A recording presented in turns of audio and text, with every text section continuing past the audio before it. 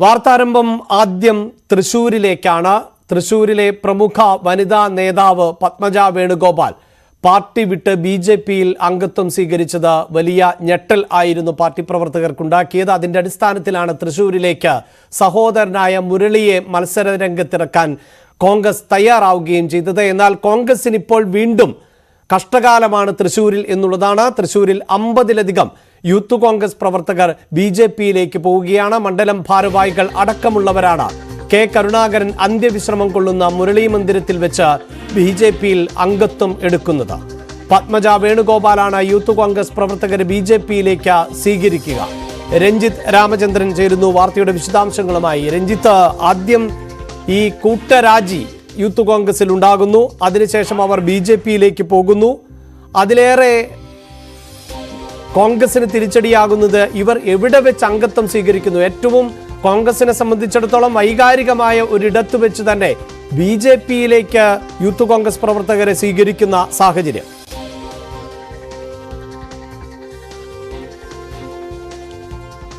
തീർച്ചയായും അത് തന്നെയാണ് അഭിലാഷ്, അതിന്റെ ഒരു പ്രധാനപ്പെട്ട കാര്യം അതാണ്. കാരണം നമുക്കറിയാം തൃശ്ശൂര് പ്രത്യേകിച്ച് കോൺഗ്രസിന് കെ കരുണാകരന് എത്ര വൈകാരികമായ ഇടമാണ് എന്നുള്ളത് നമുക്കറിയാം. അവിടെ ഈ മുരളി മന്ദിരം എന്ന ആ വസതിക്കുള്ള പ്രാധാന്യവും നമുക്കറിയാം. ഇത് ഈ മുരളി മന്ദിരവുമായി ബന്ധപ്പെട്ട തർക്കം ആദ്യം തന്നെ പത്മജ വേണുഗോപാൽ ബിജെപിയിലേക്ക് പോയപ്പോൾ തന്നെ ഉയർന്നതാണ്. അപ്പോൾ കെ മുരളീധരൻ പറഞ്ഞ പ്രധാനപ്പെട്ട കാര്യം മുരളി മന്ദിരത്തിൽ സംഘികളെ കയറിനിറങ്ങാൻ അനുവദിക്കില്ല എന്ന പ്രസ്താവനയൊക്കെ നമ്മൾ ഒരുപാട് വാർത്തയാക്കുകയും ചർച്ച ചെയ്യുകയും ഒക്കെ ചെയ്തതാണ്. അതിനുശേഷമാണ് തൃശൂരിൽ ഈ വലിയ പോരാട്ടം നടക്കുന്ന ഒരു മണ്ഡലത്തിൽ കോൺഗ്രസിന് കനത്ത തിരിച്ചടി സമ്മാനിച്ചുകൊണ്ട് 50ഓളം യൂത്ത് കോൺഗ്രസ് പ്രവർത്തകർ, അത് പത്മജ വേണുഗോപാലുമായി അടുപ്പം പുലർത്തുന്നവരുണ്ട്, മുരളിക്കൊപ്പം തന്നെ ഉണ്ടായിരുന്ന ചില പ്രവർത്തകരുമുണ്ട് എന്ന സൂചനകൾ നമുക്ക് ലഭ്യമാകുന്നുണ്ട്. കഴിഞ്ഞ ദിവസങ്ങളിൽ കോൺഗ്രസിന്റെ ചില നേതാക്കളടക്കം ബിജെപിയിലേക്ക് പോയിരുന്നു. പ്രകാശ് ജാവദേക്കറിന്റെ സാഹചര്യത്തിൽ അതുകൂടി ഇതിനോട് ചേർത്ത് വായിക്കണം. അതിനുശേഷമാണ് 50ഓളം യൂത്ത് കോൺഗ്രസ് പ്രവർത്തകർ ബിജെപിയിലേക്ക് ചേക്കേറാൻ ഒരുങ്ങുന്നത്. അത് മുരളി മന്ദിരത്തിൽ വെച്ചായിരിക്കും എന്നുള്ളതാണ് ലഭിക്കുന്ന ഏറ്റവും പ്രധാനപ്പെട്ട വിവരം. പക്ഷേ അതിലൊരു പ്രശ്നമുള്ളത്, മുരളി മന്ദിരത്തിൽ വെച്ച് അങ്ങനെ ഒരു രാഷ്ട്രീയ നീക്കം, രാഷ്ട്രീയമായ യാത്രത്തിൽ മുരളി മന്ദിരത്തെ ഉപയോഗിച്ചാൽ ചെറുക്കും എന്ന കോൺഗ്രസിന്റെ ഒരു പ്രസ്താവന കൂടി ഇതിനോട് ചേർത്ത് വായിക്കണം. അത് വളരെ പ്രധാനപ്പെട്ടതാണ്. സ്വാഭാവികമായും 11 മണിക്കാണ് ഇങ്ങനെ ഒരു പരിപാടി അവിടെ പറഞ്ഞിരിക്കുന്നത്. അത് ആ തരത്തിൽ നടക്കുകയാണെങ്കിൽ ഒരു സംഘർഷത്തിനുള്ള സാധ്യതകൾ അടക്കം അവിടെ ഉണ്ട് എന്നാണ് നമുക്ക് മനസ്സിലാകുന്ന പശ്ചാത്തലം. നമ്മൾ അല്പസമയം തന്നെ അതിന്റെ വിശദാംശങ്ങൾ ലഭ്യമാകും. ഇന്ന് കരുണാകരന്റെ ഭാര്യയും പത്മജയുടെയും കെ മുരളീധരന്റെയും അമ്മയുടെ ശ്രാദ്ധമാണ്. അതുമായി ബന്ധപ്പെട്ട് ബിജെപി നേതാക്കളടക്കം പത്മജ വേണുഗോപാൽ മുരളി മന്ദിരത്തിലേക്ക് ക്ഷണിച്ചിട്ടുണ്ട് താനും. അവിടെയാണ് ഈ ഒരു പരിപാടിയെ കോൺഗ്രസ് സ്വാഭാവികമായി എതിർത്തിരുന്നില്ല. കാരണം പത്മജിക്ക് അടുപ്പമുള്ളവരൊക്കെ ആ പരിപാടിയിൽ പങ്കെടുക്കട്ടെ എന്നുള്ള, ആ ചടങ്ങിൽ പങ്കെടുക്കട്ടെ എന്നുള്ളതായിരുന്നു. പക്ഷേ ഇപ്പോൾ അതൊരു രാഷ്ട്രീയ പരിപാടിയാക്കി മാറ്റാൻ പത്മജ ലക്ഷ്യം വെച്ചാൽ സ്വാഭാവികമായും അത് ഈ പറഞ്ഞതുപോലെ കോൺഗ്രസ് വിട്ടവരെ സ്വീകരിക്കാനുള്ള വേദിയാക്കി ബിജെപി മാറ്റാൻ ലക്ഷ്യം വെച്ചാൽ അത് സ്വാഭാവികമായും തടയും എന്ന വിവരമാണ് കോൺഗ്രസ് നൽകുന്നത്. അതൊരു സംഘർഷഭരിതമായ സാഹചര്യത്തിലേക്ക് പോയേക്കാം. നമുക്കറിയാം വലിയ കനത്ത രാഷ്ട്രീയ പോരാട്ടം നടക്കുന്ന ഒരു മണ്ഡലം കൂടിയാണ് തൃശ്ശൂര്. അവിടെ കോൺഗ്രസിന് അഭിമാന പോരാട്ടമാണ്. നമുക്കറിയാം നേരത്തെ തിരുവനന്തപുരത്ത് നേമത്തടക്കം ബിജെപിയുടെ അക്കൗണ്ട് പൂട്ടിച്ച ആൾ എന്ന ഖ്യാതി കെ മുരളീധരനുണ്ട്. ആ തരത്തിൽ സുരേഷ് ഗോപിയുടെ വലിയൊരു ജൈത്രയാത്ര, അതിനെ തടയാൻ വേണ്ടി തന്നെയാണ് സ്വാഭാവികമായി മുരളീധരനെ അവിടെ ഇറക്കിയിരിക്കുന്നത്. മുരളീധരൻ വലിയ ആത്മവിശ്വാസത്തിൽ അവിടെ പ്രവർത്തനം മുന്നോട്ട് കൊണ്ടുപോവുകയും ചെയ്യുന്നു. ഈ സാഹചര്യം കൂടി ചേർത്ത് വായിക്കുമ്പോൾ ഇത് കോൺഗ്രസിന് വലിയ തിരിച്ചടിയായി മാറുന്ന പശ്ചാത്തലമുണ്ട്. നേരത്തെ കോൺഗ്രസിൽ സജീവമായി അവിടുത്തെ തൃശ്ശൂരിലെ മണ്ഡലത്തിൽ പ്രവർത്തിച്ച മണ്ഡലം ഭാരവാഹികൾ അടക്കമുള്ള ആളുകളാണ് ബിജെപിയിലേക്ക് പോകുന്നത് എന്നാണ് സൂചനകൾ. അത് വലിയ രാഷ്ട്രീയ നീക്കമായി ബിജെപി കേന്ദ്രങ്ങൾ കാണുകയും ചെയ്യുന്നു. തൃശ്ശൂരിൽ വലിയ ത്രികോണ പോരാട്ടം നടക്കുന്ന മത്സരത്തിൽ അത്തരമൊരു തിരിച്ചടി കോൺഗ്രസിൽ ഉണ്ടാവുക എന്ന് പറയുന്നത് അത് അവർക്ക് ഒരു തരത്തിലും അംഗീകരിക്കാനാവുന്ന ഒന്നല്ല. അതിനെ പ്രതിരോധിക്കാനുള്ള എല്ലാ ശ്രമങ്ങളും കോൺഗ്രസ് പാർട്ടിയുടെ ഭാഗത്തുണ്ടാകുന്നുണ്ട് എന്നതും ഇതിനോട് ചേർത്ത് വായിക്കണം. അങ്ങനെ നിർണായകമായ ചില രാഷ്ട്രീയ നീക്കങ്ങൾക്ക് കരുണാകരന്റെ തട്ടകമായ കരുണാകരന്റെ വസതിയായ മുരളി മന്ദിരം സാക്ഷ്യം വഹിക്കുന്നത് പ്രത്യേകതയാണ് അഭിലാഷ്. തീർച്ചയായും ഇതിന്റെ രാഷ്ട്രീയ പശ്ചാത്തലം നമ്മൾ നേരത്തെ സൂചിപ്പിച്ചു. അതായത് പത്മജ വേണുഗോപാൽ ആയിരുന്നു അപ്രതീക്ഷിതമായി പാർട്ടി വിട്ടത്. അതിന് മറുപടി എന്ന നിലയിലാണ് TN പ്രതാപനെ മാറ്റി വടകരയിൽ നിന്ന് മുരളീധരനെ തൃശ്ശൂരിലേക്ക് എത്തിച്ചുകൊണ്ട് ബിജെപിക്ക് കൃത്യമായി മറുപടി നൽകുക എന്ന ലക്ഷ്യം ഉണ്ടായിരുന്നു അവിടെ. പക്ഷേ ഇതിപ്പോൾ ഈ പ്രവർത്തകർ ആരുമായിക്കൊള്ളട്ടെ, യൂത്ത് കോൺഗ്രസിന്റെ പ്രവർത്തകർ എന്ന് പറയുമ്പോൾ മണ്ഡലം ഭാരവാഹികൾ അടക്കമുള്ളവർ ആണ് പാർട്ടി വിടുന്നതും അതോടൊപ്പം തന്നെ ബിജെപിയിലേക്ക് അംഗത്വമൊക്കെ എടുക്കുന്നത്. ഇതിനെ അങ്ങനെ തള്ളിക്കളയാൻ അല്ലെങ്കിൽ നിസാരവൽക്കരിച്ച് കാണാൻ കോൺഗ്രസിന് സാധിക്കുമോ? പ്രത്യേകിച്ച് ഒരു തെരഞ്ഞെടുപ്പിന് ഇനി ദിവസങ്ങൾ മാത്രം ബാക്കി നിൽക്കെ രഞ്ജിത്ത്.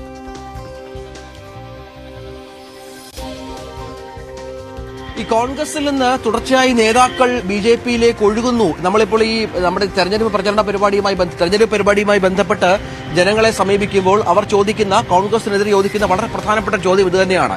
ഇന്നത്തെ കോൺഗ്രസുകാർ നാളെ ബി.ജെ.പിക്കാരാണ്. കോൺഗ്രസ് നേതാക്കൾ കൂട്ടത്തോടെ ബി.ജെ.പിയിലേക്ക് പോകുന്ന പശ്ചാത്തലം അത് നേരത്തെ ഉത്തരേന്ത്യയിലും മറ്റുമായിരുന്നു എങ്കിൽ ഇതിപ്പോൾ ഇങ്ങോട്ടേക്കും വ്യാപിച്ചിരിക്കുന്ന സാഹചര്യം അവർ ചേർത്ത് വായിക്കുന്നു. അതിൽ പ്രധാനപ്പെട്ട ഒന്നാണ് പത്മജ വേണുഗോപാലിന്റെ മാറ്റം. സാക്ഷാൽ കെ കരുണാകരന്റെ മകൾ പത്മജ വേണുഗോപാൽ ബി.ജെ.പിയിലേക്ക് പോയത് ചെറിയ തിരിച്ചടിയല്ല കോൺഗ്രസിന് ഉണ്ടാക്കിയത് നമുക്കറിയാം. അത് നേതാക്കന്മാർ നിസ്സാരവൽക്കരിക്കാൻ ശ്രമിക്കുന്നുണ്ട് എങ്കിൽ പോലും പത്മജയെ പോലെ അത്യാവശ്യം പാർട്ടിക്കുള്ളിൽ പിന്തുണയുണ്ടായിരുന്ന, അണികൾക്കിടയിൽ വൈകാരികമായ ഒരു അടുപ്പമുള്ള ഒരു നേതാവിന്റെ മാറ്റം ചെറിയ ഡാമേജ് അല്ല കോൺഗ്രസിന് തൃശ്ശൂരിലടക്കം ഉണ്ടാക്കിയിരിക്കുന്നത് എന്ന് നമ്മൾ ചേർത്ത് വായിക്കണം. കഴിഞ്ഞ നിയമസഭാ തെരഞ്ഞെടുപ്പിൽ വലിയ പോരാട്ടം നടത്തി ചെറിയ വോട്ടുകൾക്ക് തോറ്റ ഒരു നേതാവ് കൂടിയാണ് പത്മജ വേണുഗോപാൽ എന്നുകൂടി നമ്മൾ മനസ്സിലാക്കണം തൃശ്ശൂർ നിയമസഭാ മണ്ഡലത്തിൽ. അപ്പോൾ അവരുടെ സ്വാധീനം അത് കുറച്ച് കാണാൻ സാധിക്കില്ല. അതിനൊപ്പമാണ് ഇപ്പോൾ പ്രവർത്തകർ കൂടി, 50ഓളം പ്രവർത്തകർ. നേരത്തെ നമുക്കറിയാം പത്മജയുമായി അടുപ്പമുള്ള പല ആളുകളും ബി.ജെ.പിയിലേക്ക് മാറിയിരുന്നു, ബി.ജെ.പി അനുഭാവികളായി മാറിയ പശ്ചാത്തലമുണ്ട്. അതിനൊപ്പമാണ് പരസ്യമായി പാർട്ടിയെ വെല്ലുവിളിച്ചുകൊണ്ട് 50ഓളം പ്രവർത്തകരെ ബി.ജെ.പിയിലേക്ക് സ്വീകരിച്ചാനയിക്കാൻ പത്മജ വേണുഗോപാൽ തുടക്കം കുറിച്ചിരിക്കുന്നത്, ശ്രമം നടത്തുന്നത്. അത് കെ കരുണാകരന്റെ അന്ത്യവിശ്രമം കൊള്ളുന്ന മുരളി മന്ദിരത്തിൽ വെച്ചാകുന്നു എന്നുള്ളതാണ് സുപ്രധാനമായ രാഷ്ട്രീയ ചുവടുമാറ്റം. ഈ മുരളി മന്ദിരവുമായി ബന്ധപ്പെട്ട് കെ മുരളീധരനും പത്മജ വേണുഗോപാലിനും ഒരുപോലെ അവകാശമുള്ള സ്ഥലമാണ്. ഞാൻ നേരത്തെ പറഞ്ഞ കല്യാണിക്കുട്ടി അമ്മയുടെ, കെ കരുണാകരന്റെ ഭാര്യയുടെ ശ്രാദ്ധ ദിവസമായി ഇന്ന് ബി.ജെ.പി നേതാക്കളടക്കം അവിടെ എത്തി ഈ ചടങ്ങുകളിൽ പങ്കെടുക്കുന്നുണ്ട് രാവിലെ മുതൽ. ഇതിനൊപ്പമാണ് ഇത്തരത്തിൽ ഒരു നീക്കത്തിലേക്ക് പത്മജ പോകുന്നത്. ആ രാഷ്ട്രീയ നീക്കത്തിന്റെ ഒരു ഗൗരവം തിരിച്ചറിഞ്ഞ് കോൺഗ്രസിന്റെ പ്രതിരോധം ഏത് തരത്തിലായിരിക്കും എന്നുള്ളത് കാത്തിരുന്നു കാണണം. കോൺഗ്രസ് വലിയ തോതിൽ സ്വാഭാവികമായും ഇതിനെ പ്രതിരോധിക്കും, എതിർക്കും. അവിടെ പോലീസിന്റെ അടക്കമുള്ള വലിയ സന്നാഹം എത്തും. ഇപ്പോൾ തന്നെ പോലീസിന്റെ സാന്നിധ്യം അവിടെയുണ്ട്. അത് ആ സംഘർഷ സാധ്യതയിലേക്ക് കാര്യങ്ങൾ ഒരുപക്ഷെ പോയേക്കാം. ഏത് തരത്തിൽ ഇത് മുന്നോട്ട് പോകും എന്നുള്ളത് നമുക്ക് അല്പം മിനിറ്റുകൾക്കകം, മണിക്കൂറുകൾക്കകം കാണാം. അഭിലാഷ്, തീർച്ചയായും നമുക്ക് ന്യൂസ് ടെൻസിൽ അടക്കം ഈ വാർത്തയിലേക്ക് വിശദമായി കടക്കേണ്ടതുണ്ട്. പ്രത്യേകിച്ച് 11 മണിക്കായിരിക്കും ഇത്തരത്തിൽ കൂട്ടമായി തന്നെ യൂത്ത് കോൺഗ്രസ് പ്രവർത്തകർ ബി.ജെ.പിയിലേക്ക് എത്തുക എന്നുള്ളതാണ് വിവരം. ഇനി കോട്ടയത്തേക്ക് എത്തുമ്പോൾ ഇങ്ങനെയുള്ള രാജി തുടരുന്നത് കോൺഗ്രസിലല്ല, മറിച്ച് കേരള കോൺഗ്രസ് ജോസഫ് വിഭാഗത്തിലാണ്. സജി മഞ്ഞക്കടമ്പിലിന് പിന്നാലെ കേരള കോൺഗ്രസ് ജോസഫ് ഗ്രൂപ്പിൽ രാജി തുടരുകയാണ്. പാലായിൽ നിന്നുള്ള സംസ്ഥാന ജനറൽ സെക്രട്ടറി പ്രസാദ് ഉരുളിക്കുന്നം ആണ് ഇപ്പോൾ രാജിവെച്ചത്.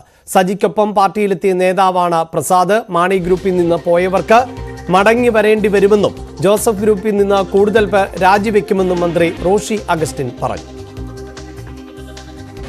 കേരള കോൺഗ്രസ് ശക്തി പ്രാപിക്കും. ഇന്ന് പാർട്ടിയുടെ ചെയർമാൻ ശ്രീ ജോസ് കെ മാണിയുടെ നേതൃത്വത്തിൽ ഞങ്ങൾ ഒറ്റക്കെട്ടായി. ഞങ്ങൾക്കൊരു കാര്യമേ ഉള്ളൂ, കേരള പൊതുസമൂഹത്തിൽ കേരള കോൺഗ്രസിൻ്റെ പ്രസക്തി നഷ്ടമാകരുത്. ഒരു വലിയ ജനവിഭാഗം ഞങ്ങളെ പ്രതീക്ഷിക്കുന്നുണ്ട്, ഞങ്ങളെ കരുതുന്നുണ്ട്. അങ്ങനെ ചിന്തിച്ചവരൊക്കെ മടങ്ങി വരുന്നൊരു രാഷ്ട്രീയ പശ്ചാത്തലം ഇവിടെ മാത്രമല്ല, കേരളമെമ്പാടും കാണാം. 1-2 പേരല്ല, ആയിരക്കണക്കിന് അറിയപ്പെടുന്നവരുടെ പേരുകൾ മാത്രം നമ്മൾ മീഡിയയിലൂടെ കാണുന്നു. അറിയപ്പെടാത്ത ആയിരങ്ങൾ പാർട്ടി മെമ്പർഷിപ്പ് എടുത്ത് പാർട്ടിയിലേക്ക് ചേർന്നുകൊണ്ടിരിക്കുന്നു. എക്കാലത്തും അത്തരം കാര്യങ്ങളെ നല്ല നിലയിൽ കണ്ടിട്ടുള്ളതും സ്വീകരിച്ചിട്ടുള്ളതും അതിനേക്കാൾ ഉപരിയായി ഒറ്റ ഘട്ടമായി ഒരുമിച്ച് നിന്ന് മുന്നോട്ട് പോയിട്ടുള്ളതുമായ ചരിത്രമാണ് കേരള കോൺഗ്രസിനുള്ളത്. അതേസമയം മുൻ മന്ത്രി കെ എം മാണിയുടെ 5ാം ചരമവാർഷിക ദിനമായി ഇന്ന് കെ എം മാണിയുടെ കല്ലറയിൽ കുടുംബാംഗങ്ങളും കേരള കോൺഗ്രസ് കേരള കോൺഗ്രസ് ജോസഫ് വിഭാഗം നേതാക്കളും പ്രാർത്ഥന നടത്തി. പാലായിൽ എത്തുന്ന പി.ജെ. ജോസഫ് സജി മഞ്ഞക്കടമ്പിലുമായി കൂടിക്കാഴ്ച നടത്താനുള്ള ശ്രമം നടത്തിയേക്കും. വാർത്തയുടെ വിശദാംശങ്ങളുമായി ജി ശ്രീജിത്ത് ആണ് ചേരുന്നത്. ശ്രീജിത്ത്, കെ എം മാണിയുടെ ഓർമ്മ ദിനം ആണ് ഇന്ന്. ഇതേ ദിവസം ജോസഫ് ഗ്രൂപ്പിൽ നിന്ന് മറ്റൊരു രാജി ഉണ്ടാകുന്നു. ഈ സജി മഞ്ഞക്കടമ്പിലുമായി ചേർന്ന് നിൽക്കുന്ന ആളാണല്ലോ പ്രസാദ്. അങ്ങനെ ഒരു രാജിയായി ഇതിനെ കണ്ടാൽ മതിയോ? അതിനപ്പുറത്ത് റോഷി അഗസ്റ്റിൻ പറഞ്ഞതുപോലെ ഇനിയും നിരവധി പേർ ജോസഫ് ഗ്രൂപ്പ് വിടേണ്ടി വരും. അങ്ങനെയാണോ സാഹചര്യം?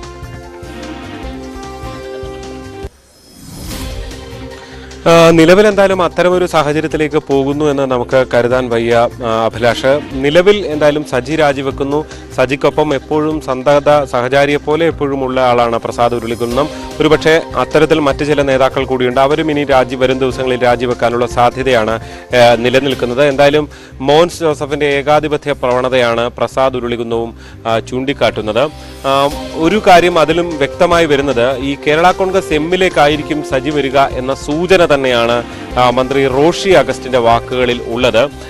ഇനിയും, അതായത് പോയവർക്കെല്ലാവർക്കും മടങ്ങി വരേണ്ടി വരും, ഇനിയും കൂടുതൽ രാജി ഉണ്ടാകും എന്ന് പറയുമ്പോൾ അത് സജിയെ ഫലത്തിൽ സ്വാഗതം ചെയ്യുന്നു, സജി ഇവിടേക്ക് തന്നെ വരുന്നു എന്ന സൂചന കൂടി നൽകുകയാണ്. എന്തായാലും സ്മൃതി ദിനവുമായി ബന്ധപ്പെട്ട് രാവിലെ കല്ലറയിലെത്തി കേരള കോൺഗ്രസ് എം നേതാക്കൾ, മന്ത്രി ജോസ് കെ മാണിയും മന്ത്രി റോഷി അഗസ്റ്റിനും ഉൾപ്പെടെ മറ്റ് MLA-മാരും നേതാക്കളും എല്ലാം എത്തിയിരുന്നു. വൈകാതെ PJ ജോസഫ് ഉൾപ്പെടെ ജോസഫ് ഗ്രൂപ്പ് നേതാക്കളും ഇവിടേക്ക് എത്തിച്ചേരും. അതിനുശേഷമായിരിക്കും സജി മഞ്ഞക്കടമ്പിൽ എത്തുക. സജിക്കൊപ്പം പ്രസാദും ഉണ്ടാകും എന്നാണ് നമുക്ക് മനസ്സിലാക്കാൻ സാധിക്കുന്നത്. അങ്ങനെയെങ്കിൽ പ്രസാദ് തന്റെ നിലപാട് വ്യക്തമാക്കുകയും ചെയ്യും. എന്തായാലും ഈ ഒരു രാജി തുടരുന്നത് UDF-ൽ ഒരു അസ്വസ്ഥത ഉണ്ടാക്കിയിട്ടുണ്ട് എന്ന കാര്യത്തിൽ യാതൊരു സംശയവുമില്ല. തെരഞ്ഞെടുപ്പ് കാലത്താണ് ഈ സംഭവങ്ങൾ നടക്കുന്നത് എന്നുള്ളതാണ് UDF-നെ അല്പം വെട്ടിലാക്കുന്നത്. എന്തായാലും ഇതിന് തിരിച്ചടി നൽകാനുള്ള നീക്കങ്ങളും ജോസഫ് ഗ്രൂപ്പിൽ നടക്കുന്നുണ്ട്. അത്തരം ആലോചനകളിലാണ് ജോസഫ് ഗ്രൂപ്പും ഉള്ളത്. അഭിലാഷ്, വാർത്തയുടെ വിശദാംശങ്ങളാണ് ശ്രീജിത്ത് നൽകിയത്. തെരഞ്ഞെടുപ്പ് കാലമാണ്, അതുകൊണ്ട് തന്നെ കൂടുതൽ തെരഞ്ഞെടുപ്പ് വാർത്തകൾക്ക് പ്രാധാന്യം നൽകേണ്ടതുണ്ട്.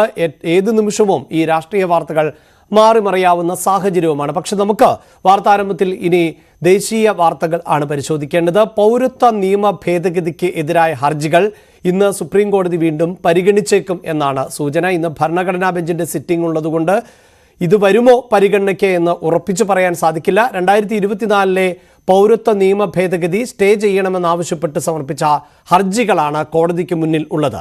കേസിൽ കഴിഞ്ഞ തവണ കേന്ദ്ര സർക്കാരിന് നോട്ടീസ് അയച്ചിരുന്നു. Chief justice DY Chandrachud, justice JB Pardiwala, Manoj Mishra എന്നിവർ അടങ്ങുന്ന ബെഞ്ചാണ് ഹർജികൾ പരിഗണിക്കുന്നത്. ഒപ്പം മദ്യനയ കേസിൽ ഡൽഹി മുഖ്യമന്ത്രി അരവിന്ദ് കെജ്രിവാളിന് ഇന്ന് നിർണായക ദിനമാണ്. എൻഫോഴ്സ്മെന്റ് ഡയറക്ടറേറ്റിന്റെ അറസ്റ്റ് ചോദ്യം ചെയ്ത് കെജ്രിവാൾ നൽകിയ ഹർജിയിൽ ഡൽഹി ഹൈക്കോടതി ഇന്ന് വിധി പറയും. അറസ്റ്റ് നിയമവിരുദ്ധം എന്നാണ് കെജ്രിവാൾ ഹർജിയിൽ ചൂണ്ടിക്കാണിച്ചിട്ടുള്ളത്. എന്നാൽ അഴിമതിയുടെ സൂത്രധാരൻ കെജ്രിവാൾ ആണെന്നാണ് EDയുടെ വാദം. വാർത്തയുടെ വിശദാംശങ്ങളുമായി ER രാകേഷ് ആണ് ചേരുന്നത്. രാകേഷ്, ഈ കെജ്രിവാളിന് പുറത്തിറങ്ങാൻ സാധിക്കുമോ എന്നതിൽ ആണല്ലോ ഇന്നത്തെ വിധി നിർണായകമാകുന്നത്. എന്താണ് പൊതുവെ നിരീക്ഷിക്കപ്പെടുന്നത്? അഭിലാഷ്, ഇന്ന് 2:30-ക്കാണ് ഡൽഹി ഹൈക്കോടതി ഏതായാലും അരവിന്ദ് കെജ്രിവാളിന്റെ അപേക്ഷയിൽ വിധി പറയുന്നത്. അതായത് ED നടപടിയെ ചോദ്യം ചെയ്തുകൊണ്ട് കെജ്രിവാളാണ് ഹർജി നൽകിയത്. കഴിഞ്ഞ ബുധനാഴ്ച ഇതിൽ വിശദമായ വാദം ഹൈക്കോടതിയിൽ നടന്നിരുന്നു. പ്രധാനമായും മനു അഭിഷേക് സിംഗ്വിയാണ് കേജ്രിവാളിന് വേണ്ടി ഹാജരായത്. ഇതിൽ സിംഗ്വി ചൂണ്ടിക്കാണിച്ച പ്രധാനപ്പെട്ട കാര്യം, ഒന്ന്, തെരഞ്ഞെടുപ്പ് കാലമാണ്. അപ്പോൾ തെരഞ്ഞെടുപ്പ് മുന്നിൽ കണ്ടുകൊണ്ടൊരു രാഷ്ട്രീയ നടപടിയാണ് ഇപ്പോൾ ED ഉപയോഗിച്ചുകൊണ്ട് കേന്ദ്ര സർക്കാർ നടത്തിയിരിക്കുന്നത്. മറിച്ച് തെളിവുകളൊന്നും ഇല്ലാത്തൊരു അറസ്റ്റാണ് കെജ്രിവാളിന്റെ മേൽ ഇപ്പോൾ ഉണ്ടായിരിക്കുന്നതെന്ന വാദമാണ് പ്രധാനമായും അഭിഷേക് സിംഗ്വി ഉന്നയിച്ചിരിക്കുന്നത്. അതുകൊണ്ട് തന്നെ കെജ്രിവാളിനെ വിട്ടയക്കാൻ കോടതിയുടെ ഇടപെടൽ വേണം എന്നൊരു ആവശ്യം കൂടി മുന്നോട്ട് വെച്ചിരുന്നു. പക്ഷേ ED ഉന്നയിക്കുന്ന പ്രധാനപ്പെട്ട കാര്യം, അത്തരത്തിൽ ഒരു പരിരക്ഷയും അരവിന്ദ് കെജ്രിവാളിനില്ല. മാത്രവുമല്ല, വ്യക്തമായ തെളിവുകളുടെ അടിസ്ഥാനത്തിലാണ് ഇത്തരമൊരു അറസ്റ്റ് ഉണ്ടായിരിക്കുന്നത്. ഒപ്പം ഈ മദ്യനയ കേസിന്റെ സൂത്രധാരൻ എന്ന് പറയുന്നത് അരവിന്ദ് കെജ്രിവാളാണ്. കാരണം ഈ ഫണ്ടുകളൊക്കെ ലഭിച്ചിരിക്കുന്നത് ആം ആദ്മി പാർട്ടിക്കാണ്. ആം ആദ്മി പാർട്ടിയുടെ കൺവീനറാണ് ഡൽഹി മുഖ്യമന്ത്രി കൂടിയായ അരവിന്ദ് കെജ്രിവാൾ. അപ്പോൾ ഗോവയിലെ അടക്കം തെരഞ്ഞെടുപ്പ് പ്രചാരണത്തിന് ഈ ഫണ്ടുകൾ ഉപയോഗിച്ചു എന്ന വാദം കൂടി ED ഉന്നയിക്കുന്നു. തുടർന്ന് ഈ രണ്ട് കൂട്ടരുടെയും വാദം കേട്ട ശേഷം കോടതി പിന്നീട് വിധി പറയാനായി മാറ്റിവെക്കുകയും തുടർന്ന് ഇന്ന് വിധി പറയും എന്ന് കോടതി വ്യക്തമാക്കുകയും ചെയ്തിരിക്കുന്നത്. ഏതായാലും കേജ്രിവാളിനെ സംബന്ധിച്ചിടത്തോളം നിർണായകമാകുന്ന ദിനം എന്ന് തന്നെ പറയാം. കാരണം ഇന്ന് ഒരു അനുകൂല തീരുമാനം ഡൽഹി ഹൈക്കോടതിയിൽ നിന്ന് ഉണ്ടായില്ലെങ്കിൽ ഈ തെരഞ്ഞെടുപ്പ് കാലത്ത് ഒരുപക്ഷെ കേജ്രിവാൾ പുറത്തിറങ്ങുമോ എന്ന കാര്യത്തിൽ തന്നെ വ്യക്തതയില്ലാത്തൊരവസ്ഥ വരും. കാരണം ഒന്നാം ഘട്ട തെരഞ്ഞെടുപ്പ് 19-ാം തീയതി നടക്കുകയാണ്. അപ്പോൾ 10 ദിവസം മാത്രമാണ് ബാക്കിയുള്ളത്. വോട്ടെടുപ്പിലേക്ക് രാജ്യം കടക്കുന്നു. അപ്പോൾ ഈ ഘട്ടത്തിൽ ഡൽഹി ഹൈക്കോടതിയുടെ ഭാഗത്ത് ഇന്നൊരു അനുകൂല തീരുമാനം ഉണ്ടായില്ലെങ്കിൽ സ്വാഭാവികമായും കെജ്രിവാളിന് ഈ പ്രചാരണ ഘട്ടത്തിൽ പുറത്തിറങ്ങാൻ കഴിയുമോ എന്ന കാര്യത്തിൽ വ്യക്തതയില്ലാത്ത വരും. മാത്രവുമല്ല, റോസ് അവന്യൂ കോടതി, അവിടെ വിചാരണ കോടതിയിൽ നിന്നൊരു അനുകൂല നിലപാടല്ല ഈ കേസിൽ പലപ്പോഴും ഉണ്ടായിക്കൊണ്ടിരിക്കുന്നത്. ഇന്നലെ K കവിതയുടെ ജാമ്യ ഹർജിയും കോടതി തള്ളിയിരുന്നു. സ്വാഭാവികമായും കെജ്രിവാൾ ഇനി കീഴ്ക്കോടതിയിലും അത്തരമൊരു അനുഭവമായിരിക്കും കെജ്രിവാളിനും സ്വാഭാവികമായി ഉണ്ടാവാൻ സാധ്യത. അപ്പോൾ ഇന്നത്തെ ഹൈക്കോടതി വിധി എന്തുകൊണ്ടും കേജ്രിവാളിനെ സംബന്ധിച്ച് നിർണായകമാണ്.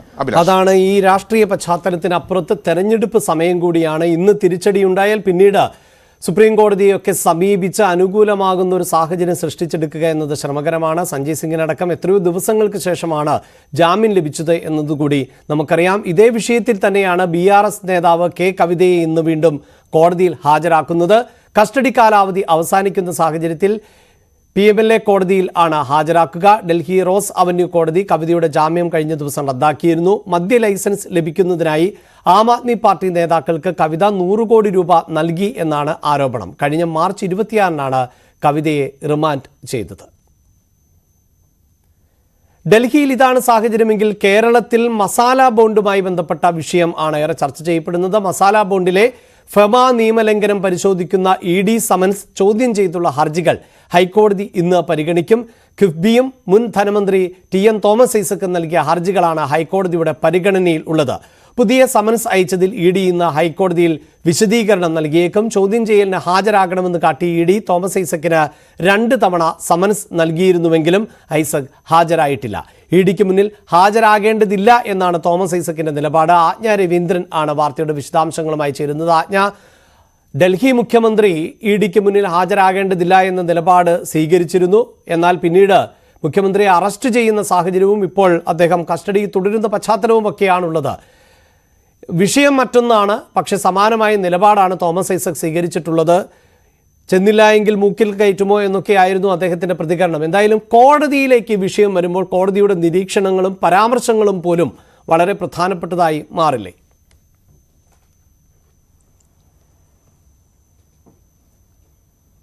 അതെ അഭിലാഷ്, കഴിഞ്ഞ 7 തവണയാണ് കിഫ്ബി ED തോമസ് ഐസക്കിന് നോട്ടീസ് അയച്ചത്. ഈ 7 തവണയും നോട്ടീസിൽ ഹാജരായില്ല എന്ന് തന്നെയാണ് ഹാജരാകേണ്ടതില്ല എന്ന നിലപാട് തന്നെയാണ് തോമസ് ഐസക് എടുത്തത്. അതേസമയം കഴിഞ്ഞ തവണ, അതായത് കഴിഞ്ഞ വെള്ളിയാഴ്ച ഈ കേസ് പരിഗണിക്കുമ്പോൾ കിഫ്ബിയും തോമസ് ഐസക്കും സമർപ്പിച്ച ഹർജികളുടെ അടിസ്ഥാനത്തിൽ ഹൈക്കോടതി EDയോട് ചോദിച്ചിരുന്നു, ഇത്ര അർജന്റായിട്ട് തോമസ് ഐസക് ഹാജരാകേണ്ട സാഹചര്യം എന്താണ്? അങ്ങനെ ഒരു സാഹചര്യം എന്താണെങ്കിലും അത് കോടതിയെങ്കിലും കുറഞ്ഞ പക്ഷം ബോധ്യപ്പെടുത്തണമെന്ന് EDയോട് ആവശ്യപ്പെട്ടിരുന്നു. ഈ ഒരു സാഹചര്യത്തിൽ ഇതിന് മുൻപത്തെ തവണ ഹർജി പരിഗണിക്കുമ്പോഴാണ് തോമസ് ഐസക്കിന് നേരെ കടുത്ത നടപടികൾ ED കൈക്കൊള്ളാൻ തൽക്കാലത്തേക്ക് പാടില്ല എന്നൊരു ഇടക്കാല ഉത്തരവ് കോടതി പ്രഖ്യാപിച്ചത്. അതിനുശേഷം കഴിഞ്ഞ വെള്ളിയാഴ്ച ഈ ഹർജി പരിഗണിക്കുമ്പോഴും കോടതി അതേ നിലപാട് തുടരുകയായിരുന്നു. അതായത് ഇന്ന് വരെ, ചൊവ്വാഴ്ച വരെ ഈ ഹർജി വീണ്ടും പരിഗണിക്കുമ്പോഴും ഇതേ നിലപാട് തന്നെ കോടതി തുടരാനാണ് ആവശ്യപ്പെട്ടത്. തോമസ് ഐസക്കിനെതിരെ, തോമസ് ഐസക് പത്തനംതിട്ടയിലെ LDF സ്ഥാനാർത്ഥിയാണ്. അദ്ദേഹത്തിന് തെരഞ്ഞെടുപ്പിന്റെ തിരക്കുകളുണ്ട്. ഈ കാര്യങ്ങൾ കൂടി മാനിച്ചായിരിക്കാം ഒരു പക്ഷേ ഹൈക്കോടതി ഇങ്ങനൊരു നിലപാട് കൂടി സ്വീകരിച്ചത്. എന്നാൽ തോമസ് ഐസക്കിനോട് കോടതി ആരാഞ്ഞിട്ടുണ്ട്, അത്ര ഒളിച്ചു വെക്കാൻ ഒന്നുമില്ലെങ്കിൽ ഒരു ദിവസം ഹാജരായി കൂടെ, അതിനെന്താണ് തടസ്സമെന്നും ഹൈക്കോടതി തോമസ് ഐസക്കിനോട് നേരത്തെ ചോദിച്ചിട്ടുണ്ടായിരുന്നു. എന്തായാലും ഈ ഹർജി ഇന്ന് പരിഗണിക്കുകയാണ്. കിഫ്ബി നടത്തിയ ഇടപാടുകളിൽ, മസാല ബോണ്ടുകളുടെ ഇടപാടുകളിൽ അടിസ്ഥാന സൗകര്യ വികസനത്തിനല്ലാതെയും ഫണ്ട് ചിലവഴിച്ചിട്ടുണ്ട് എന്നാണ് EDയുടെ വാദം. ഈ വാദം തെറ്റാണെന്നും കിഫ്ബി മാത്രമല്ല മസാല ബോണ്ടുകൾ ഉപയോഗപ്പെടുത്തിയിട്ടുള്ളതെന്നും തോമസ് ഐസക്കും കിഫ്ബിയും കോടതിയിൽ ബോധ്യപ്പെടുത്തിയിട്ടുണ്ട്. മാത്രമല്ല, താൻ 3 വർഷം മുൻപ് ധനമന്ത്രി ആയിരിക്കുമ്പോൾ മുഖ്യമന്ത്രിയായിരുന്നു ഈ സ്റ്റാറ്റ്യൂട്ടറി ബോർഡിന്റെ അധ്യക്ഷനെന്നും മുഖ്യമന്ത്രി ഉൾപ്പെട്ട, അതായത് ഇത്തരം കാര്യങ്ങളിൽ ചോദ്യം ചോദിക്കേണ്ടത് മുഖ്യമന്ത്രിയോടാണ്, മുഖ്യമന്ത്രി അറിയാതെ ഒരു ഫണ്ട് വിനിയോഗിച്ചിട്ടില്ല എന്നും തോമസ് ഐസക് മുഖ്യമന്ത്രിയെ തള്ളിക്കൊണ്ട് ഒരു 2 മാസം മുൻപ് ഈ ഒരു പ്രഖ്യാപനം നടത്തിയിരുന്നു. ആ പ്രഖ്യാപനം വിവാദത്തിലാവുകയും ചെയ്തതാണ്. എന്നിരുന്നാലും ആ സമയത്ത് ധനമന്ത്രി ആയിരുന്ന തന്നെ ഇപ്പോഴെന്തിനാണ്, ഇതിലൊരു പങ്കുമില്ലാതെ തന്നെ ഇപ്പോഴെന്തിനാണ് ചോദ്യം ചെയ്യുന്നത് എന്നൊരു കാര്യം കൂടി തോമസ് ഐസക് ആരാഞ്ഞിട്ടുണ്ട്. ED മനഃപൂർവ്വം ബുദ്ധിമുട്ടുണ്ടാക്കാൻ വേണ്ടിയിട്ട് അധികാര ദുർവിനിയോഗം നടത്തുകയാണെന്ന് കിഫ്ബിയും തോമസ് ഐസക്കും കോടതിയിൽ ആരോപിച്ചിരുന്നു. എന്തായാലും ഇന്ന് വീണ്ടും തോമസ് ഐസക്കിനെ എതിരെ കടുത്ത നടപടികൾ കൈക്കൊള്ളരുത് എന്നുള്ള ഇടക്കാല ഉത്തരവ് ഇന്ന് വരെയാണ് കോടതി പ്രഖ്യാപിച്ചിട്ടുള്ളത്, ഉത്തരവിട്ടിട്ടുള്ളത്. അത് ഇന്ന് അവസാനിക്കുകയാണ്. അതുകൊണ്ട് ഇന്ന് വീണ്ടും ഹർജി പരിഗണിക്കുമെന്നാണ് അറിയുന്നത്. അഭിലാഷ്, റൈറ്റ്, വളരെ പ്രധാനപ്പെട്ട നീക്കങ്ങൾ ഒരുപക്ഷെ ഹൈക്കോടതിയുടെ ഭാഗത്ത് നിന്ന് അടക്കം ഉണ്ടാകാം. ഇന്ന് ഹൈക്കോടതിയും ഈ വിഷയത്തിൽ എന്ത് നിലപാട് സ്വീകരിക്കുന്നു എന്നത് EDക്കുള്ള മുന്നോട്ടു പോക്കിനെയും ആശ്രയിക്കുന്ന ഒന്ന് തന്നെയാണ്. മറ്റൊരു വാർത്തയിലേക്ക് പോകുന്നത്, വയനാട് വെറ്റിനറി കോളേജ് വിദ്യാർത്ഥി സിദ്ധാർത്ഥിൻ്റെ മരണവുമായി ബന്ധപ്പെട്ട് ഇപ്പോൾ CBI അന്വേഷണം പുരോഗമിച്ചുകൊണ്ടിരിക്കുകയാണ്. കൊല്ലപ്പെട്ട സിദ്ധാർത്ഥിൻ്റെ മാതാപിതാക്കളിൽ നിന്ന് ഇന്ന് CBI മൊഴിയെടുക്കും. തനിക്ക് ഒട്ടേറെ കാര്യങ്ങൾ CBIയെയും അന്വേഷണ ഉദ്യോഗസ്ഥരെയും അറിയിക്കാനുണ്ട് എന്ന് പിതാവ് നേരത്തെ തന്നെ മാധ്യമങ്ങളോട് പറഞ്ഞതാണ്. തൻ്റെ പക്കൽ നിരവധി തെളിവുകൾ ഉണ്ട് എന്നുകൂടി അച്ഛൻ പറഞ്ഞ ഒരു പശ്ചാത്തലമുണ്ട്. അത് മാധ്യമങ്ങളോടോ അല്ലെങ്കിൽ മറ്റ് അന്വേഷണ ഏജൻസികളോടോ ഒന്നും പങ്കുവയ്ക്കാൻ താൻ ഒരുക്കമല്ല എന്നുകൂടിയായിരുന്നു ജയപ്രകാശ് പറഞ്ഞിട്ടുള്ളത്. അതുകൊണ്ട് തന്നെയാണ് ഇന്ന് ഈ മൊഴി രേഖപ്പെടുത്തുമ്പോൾ അത്തരത്തിലുള്ള പ്രധാനപ്പെട്ട ഡോക്യുമെന്റുകളോ വിവരങ്ങളോ തെളിവുകളോ ഒക്കെ ജയപ്രകാശ് നൽകുമോ എന്നത് പ്രധാനപ്പെട്ടതായി മാറുന്നത്. വൈത്തിരി സർക്കാർ റെസ്റ്റ് ഹൗസ് ക്യാമ്പ് ഓഫീസിൽ വെച്ചാണ് മൊഴിയെടുക്കുന്നത്. മാതാപിതാക്കൾ മൊഴിയെടുപ്പിനായി വൈത്തിരിയിൽ നിലവിൽ എത്തിയിട്ടുണ്ട്. സിദ്ധാർത്ഥിനെതിരെ പരാതി നൽകിയ പെൺകുട്ടിയെ കൂടി പ്രതി ചേർക്കണമെന്ന് മാതാപിതാക്കൾ ആവശ്യപ്പെട്ടിരുന്നു. കാരണം സിദ്ധാർത്ഥിന്റെ മരണത്തിന് ശേഷം മറ്റു ചില വിദ്യാർത്ഥികളുടെ സമ്മർദ്ദങ്ങൾക്ക് വഴങ്ങിയാണ് ഇങ്ങനെയൊരു പരാതി, കെട്ടിച്ചമച്ച പരാതി നൽകിയത് എന്ന ആക്ഷേപമുണ്ട്. മരണത്തിൽ പെൺകുട്ടിയുടെ പങ്കിനെക്കുറിച്ചുള്ള വിവരങ്ങൾ CBIക്ക് കൈമാറും എന്നുകൂടി ജയപ്രകാശ് അറിയിച്ചിട്ടുണ്ട്. CBI ഡൽഹി യൂണിറ്റിലെ SP സുന്ദർ വേലിനാണ് അന്വേഷണ ചുമതല. ഒപ്പം ചേർത്ത് പറയേണ്ടത്, ഇതേ വിഷയത്തിൽ തന്നെ ദേശീയ മനുഷ്യാവകാശ കമ്മീഷന്റെ സിറ്റിംഗ് ആരംഭിച്ചിട്ടുണ്ട്.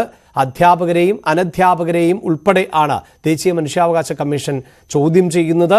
വിവരങ്ങൾ കൈമാറാനുണ്ട് എങ്കിൽ അങ്ങനെ വിദ്യാർത്ഥികൾക്ക് മനുഷ്യാവകാശ കമ്മീഷന് വിവരങ്ങൾ കൈമാറാം. അതോടൊപ്പം ആന്റി റാഗിംഗ് സെല്ലിന് നിരവധി പരാതികൾ ലഭിച്ചു എന്ന റിപ്പോർട്ടുകൾ പുറത്തു വന്നിരുന്നു. ഇത്തരം പരാതികൾ ഉൾപ്പെടെ ദേശീയ മനുഷ്യാവകാശ കമ്മീഷൻ പരിഗണിക്കുകയും ചെയ്യും.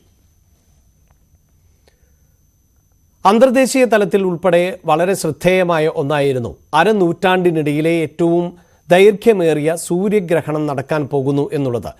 ആ സൂര്യഗ്രഹണം കണ്ടതിൻ്റെ സന്തോഷത്തിൽ ആണ് ശാസ്ത്ര ലോകം.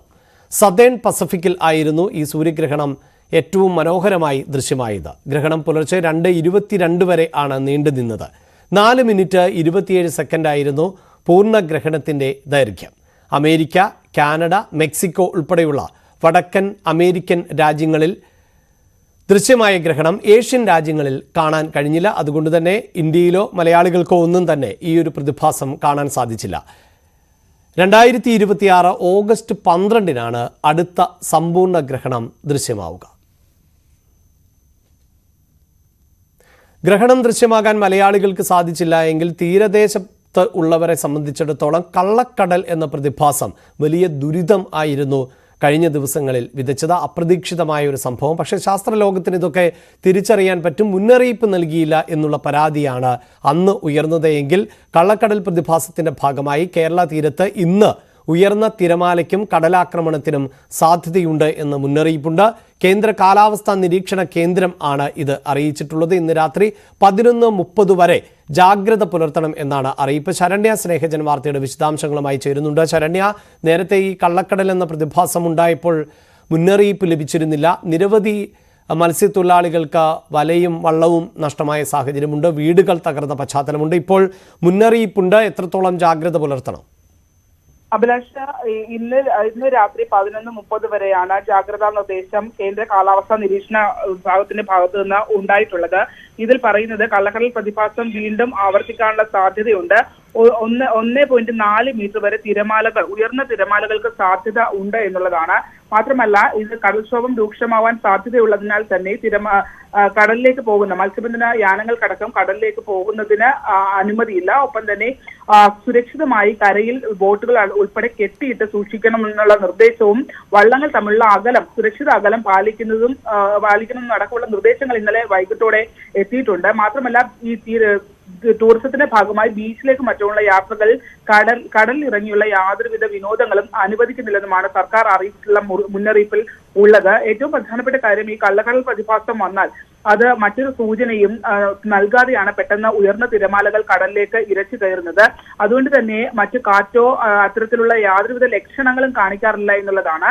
അറ്റ്ലാന്റിക് സമുദ്രത്തിൽ കഴിഞ്ഞ മാർച്ച് 23-ന് ഉണ്ടായ താപനില ഉയർന്നതിനെ തുടർന്നുണ്ടായ ചുഴലി അത് ഇന്ത്യൻ മഹാസമുദ്രത്തിലേക്ക് സഞ്ചരിക്കുകയും വലിയ തിരമാലകൾ സൃഷ്ടിക്കുകയും അത് കേരളത്തിന്റെ തെക്കൻ തീരങ്ങളിലേക്ക് ഇരച്ചു കയറുകയുമാണ് കഴിഞ്ഞ ദിവസങ്ങളിൽ ഉണ്ടായിരുന്നത്. എന്തായാലും ആ ദിവസങ്ങൾ കഴിഞ്ഞ് പിന്നിട്ട് ഇപ്പോൾ ഏകദേശം ഒരാഴ്ചയോളം പിന്നിടുമ്പോഴാണ് വീണ്ടും ഇത്തരത്തിലൊരു കള്ളക്കടൽ പ്രതിഭാസത്തിന് സാധ്യത ഉണ്ട് എന്നുള്ള രീതിയിൽ ജാഗ്രതാ നിർദ്ദേശം വന്നിരിക്കുന്നത്. നമുക്കറിയാം, ആലപ്പുഴയിൽ പുറക്കാടടക്കമുള്ള തീരങ്ങളിൽ റോസ്ബി വേവ് എന്ന് അറിയപ്പെടുന്ന രീതിയിൽ തിരമാലകൾ പിറകിലേക്ക് വലിയുകയും കടൽ പിന്നിലേക്ക് വലിയുകയും ചെയ്തിരുന്നു. ഈ തീരങ്ങളിലാണ് പിന്നീട് ഈ കള്ളക്കടൽ പ്രതിഭാസം വലിയ തോതിൽ പ്രശ്നങ്ങൾ സൃഷ്ടിക്കുകയും ചെയ്തിട്ടുള്ളത്. പല വീടുകളിലേക്കും തിരമാലകൾ ഇരച്ചു കയറുകയും അത് ഏകദേശം 1.5 മീറ്ററോളം ഉയർത്തിയുള്ള തിരമാലകളാണ്. അത്തരത്തിൽ തിരമാലകൾ ഇരച്ചു കയറുകയും വലിയ തോതിൽ മണ്ണും കടലും കല്ലുമൊക്കെ വലിച്ചു പുറകിലേക്ക് ഇറക്കുകയും ഒക്കെ ചെയ്തിരുന്നു.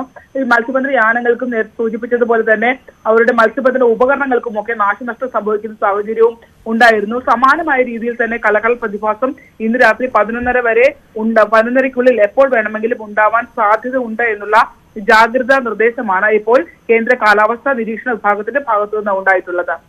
തീരദേശവാസികൾ ജാഗ്രത പുലർത്തണമെന്ന നിർദ്ദേശമാണ് നൽകിയിട്ടുള്ളത്. തീർച്ചയായും എടുത്തു പറയേണ്ടത് പ്രേക്ഷകരോട് ടൂറിസ്റ്റുകൾ വിനോദസഞ്ചാരത്തിനൊക്കെയായി പോകുന്നവർ ശ്രദ്ധിക്കുക. പ്രത്യേകിച്ച് അവധിക്കാലത്ത് കൊച്ചുകുട്ടികളുമൊക്കെ ആയിട്ടാണ് പലരും കടൽ കാണാൻ എത്തുന്നത്. ഞങ്ങൾ വളരെ ദൂരത്ത് നിന്നൊക്കെ എത്തിയവരല്ലേ, അതുകൊണ്ട് കടലിൽ ഒന്ന് ഇറങ്ങാതെ എങ്ങനെയാണ് തിരിച്ചു പോരുക എന്നൊക്കെ ചിന്തിക്കുന്നവർ ഉണ്ടാകും. അപ്രതീക്ഷിതമായി ഉണ്ടാകുന്ന തിരമാലകളാണ്, 1.5 മീറ്റർ ഒക്കെ ഉയരത്തിലുണ്ടാകുന്ന തിരമാലകളാണ്. അതുകൊണ്ട് ഒരു കാരണവശാലും കടലിൽ ഇറങ്ങരുത്. അതിനൊക്കെയുള്ള അവസരം പിന്നീട് പ്രയോജനപ്പെടുത്താം എന്ന് തീരുമാനിച്ച് മടങ്ങുക എന്നതാണ് യുക്തിഭദ്രമായ തീരുമാനങ്ങൾ എടുക്കേണ്ട സമയമാണ്. മുന്നറിയിപ്പിനെ അവഗണിക്കാതിരിക്കുക. ഇങ്ങനെ കടൽ തീരത്തുള്ളവർ ഈ ജാഗ്രത പുലർത്തേണ്ടി വരുമ്പോൾ കേരളം മുഴുവൻ ജാഗ്രത പുലർത്തുന്നത് കൊടും ചൂടിൽ ആണ്. ഉഷ്ണതരംഗത്തിനുള്ള സാധ്യത, അതായത് ഉച്ചയ്ക്കൊക്കെ ഒരു കാരണവശാലും സൂര്യപ്രകാശം ഏൽക്കരുത്. തൊഴിലാളികൾ ഉൾപ്പെടെ ഈ സമയത്ത് വിശ്രമം എടുക്കണമെന്ന നിർദ്ദേശമാണ് പുറത്തുവരുന്നത്. പാലക്കാടാണ് ഏറ്റവും ഉയർന്ന താപനില. ഒരുപക്ഷെ സാധാരണക്കാർക്ക് വിശ്വസിക്കാൻ പറ്റാത്ത തരത്തിലേക്ക് താപനില ഉയരുന്നു. 44.7 ഡിഗ്രി സെൽഷ്യസ് ആണ് പാലക്കാട് രേഖപ്പെടുത്തിയ ഉയർന്ന താപനില എന്നതാണ്. അടുത്ത ദിവസങ്ങളിലും ഇതേ ചൂട് തുടരും എന്നാണ് റിപ്പോർട്ടുകൾ. വിനേഷ് കുമാർ ചേരുന്നുണ്ട്. വിനേഷ്, വേനൽ മഴ ലഭിച്ചേക്കും 9 ജില്ലകളിൽ എന്ന അറിയിപ്പുണ്ടായിരുന്നു. പക്ഷേ മഴയ്ക്കായി കാത്തിരിക്കേണ്ട സാഹചര്യം. അങ്ങനെ മഴ ലഭിച്ചുവെങ്കിൽ പോലും അത് തണുപ്പിക്കുന്ന തരത്തിലുള്ള ഒരു മഴയല്ല. എത്രത്തോളം ജാഗ്രത പുലർത്തേണ്ട ഒരു സമയമാണിത്? ഉഷ്ണതരംഗത്തിൻ്റെ മുന്നറിയിപ്പൊക്കെ ഉണ്ടല്ലോ.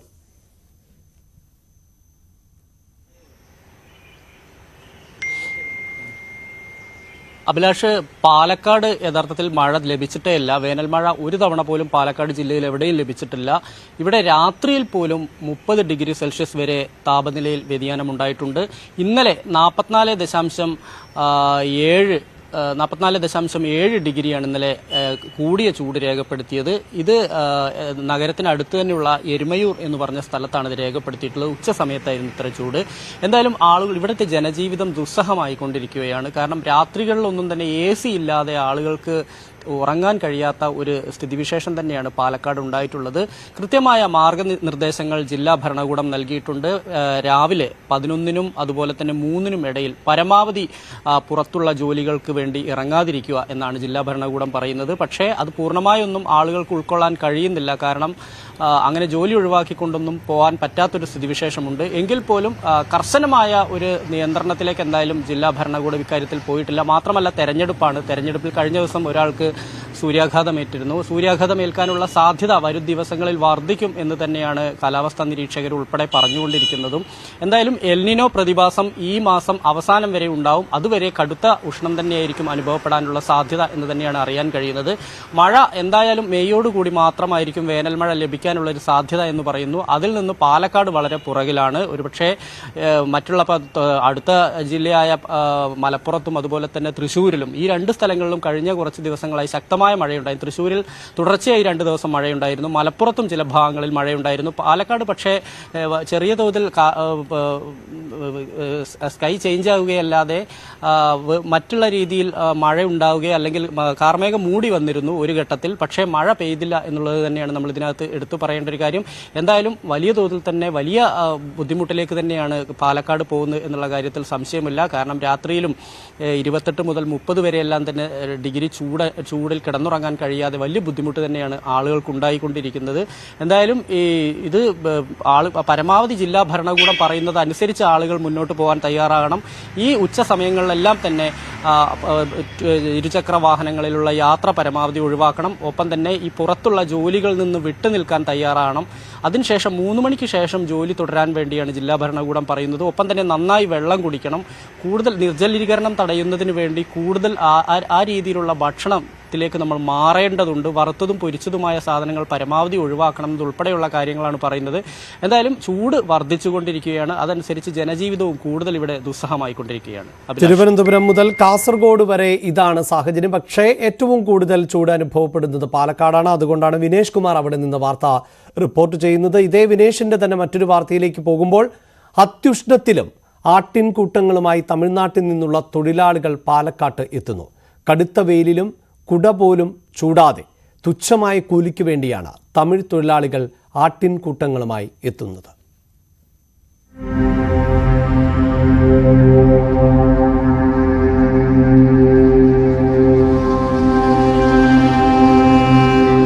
സമാനതകളില്ലാത്ത ഉഷ്ണത്തെയാണ് പാലക്കാട് അഭിമുഖീകരിക്കുന്നത്. 43 ഡിഗ്രി സെൽഷ്യസ് വരെ താപനില ഉയർന്നു. പക്ഷേ മീനവേനലിൽ കരിഞ്ഞുണങ്ങുന്ന പാലക്കാടൻ പാടങ്ങളിലെ പച്ചപ്പ് തേടി തമിഴ്നാട്ടിൽ നിന്ന് ചെമ്മരിയാടിൻ കൂട്ടങ്ങളെത്തുന്നു.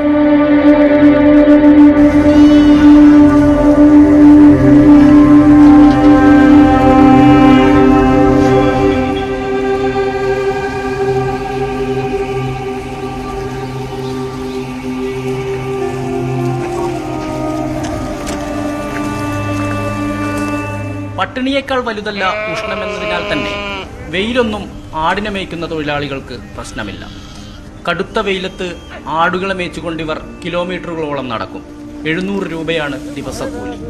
വയലുകളിൽ എവിടെയെങ്കിലും തീ കൂട്ടി ഭക്ഷണമുണ്ടാക്കി കഴിച്ചാണ് യാത്ര തുടരുന്നത്.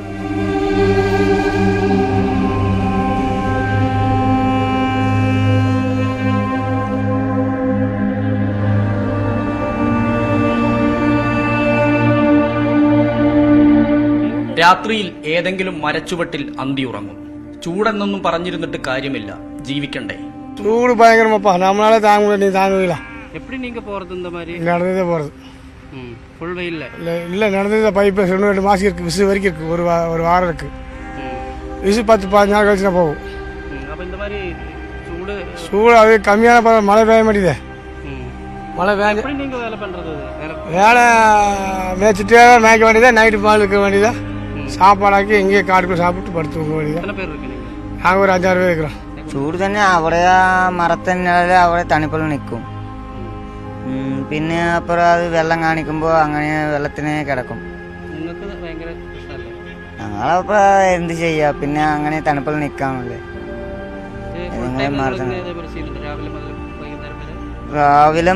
രാവിലെ 10 മണിയിലിരുന്ന് വൈകുന്നേരം 6 മണി വരെ.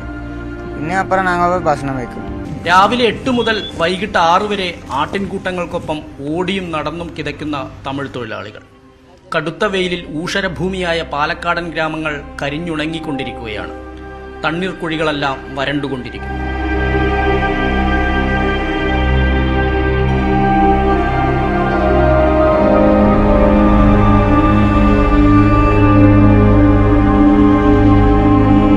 മരുഭൂവൽക്കരണത്തിന്റെ സൂചനകൾ പ്രകടിപ്പിക്കുന്നുണ്ട് പാലക്കാടൻ ഗ്രാമങ്ങൾ. ചൂട് താങ്ങാനാവാതെ മനുഷ്യർ തളർന്നു വീണുകൊണ്ടിരിക്കുമ്പോഴാണ് അതിർത്തി കടന്നെത്തുന്ന മനുഷ്യർ വിയർത്തൊലിച്ച് ആട്ടിൻകൂട്ടങ്ങൾക്ക് പിന്നാലെ ഒരു വെയിലത്ത് ഓടുന്നത്.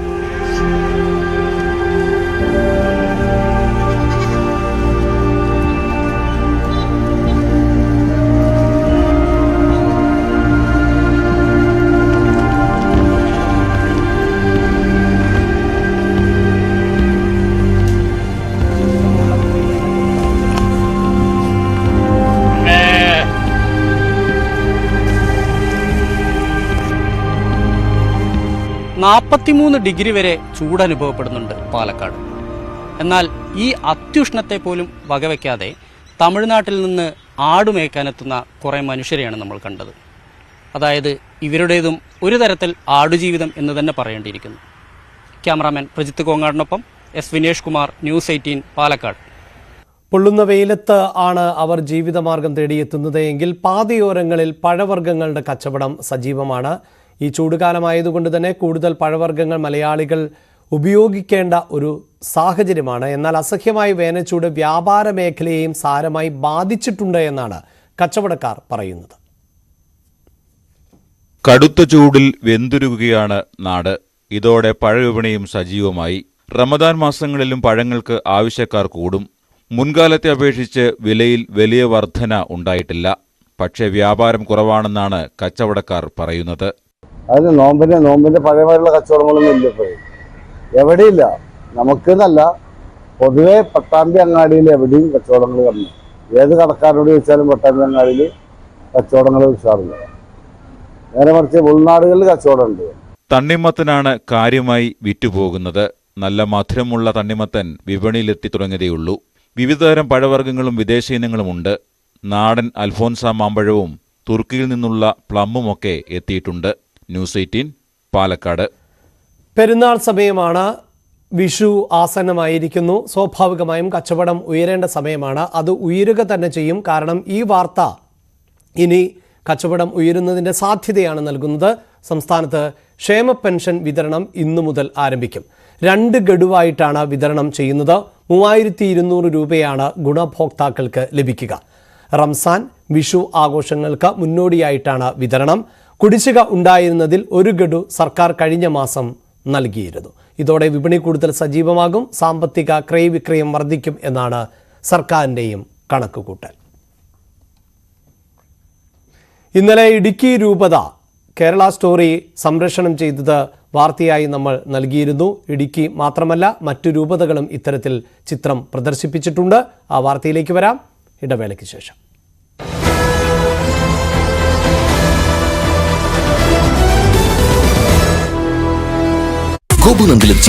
വിമതന്മാരും അപരന്മാരും ഇത്തവണയും രംഗത്തുണ്ട്. MK രാഘവന് 3 അപരന്മാരും അബ്ദുൾ കരീം എന്ന പേരിൽ 3 സ്വതന്ത്ര സ്ഥാനാർത്ഥികളുമുണ്ട്.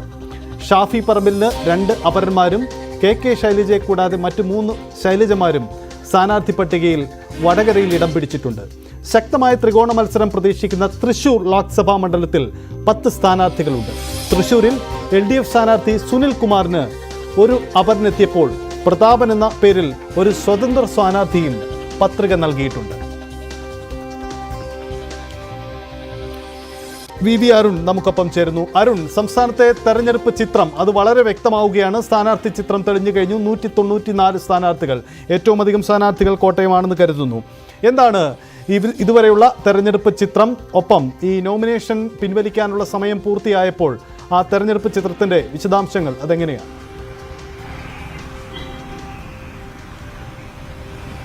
സൈറ്റ് ഇന്ന് വൈകിട്ട് 3 മണി വരെയായിരുന്നു നാമനിർദ്ദേശ പത്രിക പിൻവലിക്കാനുള്ള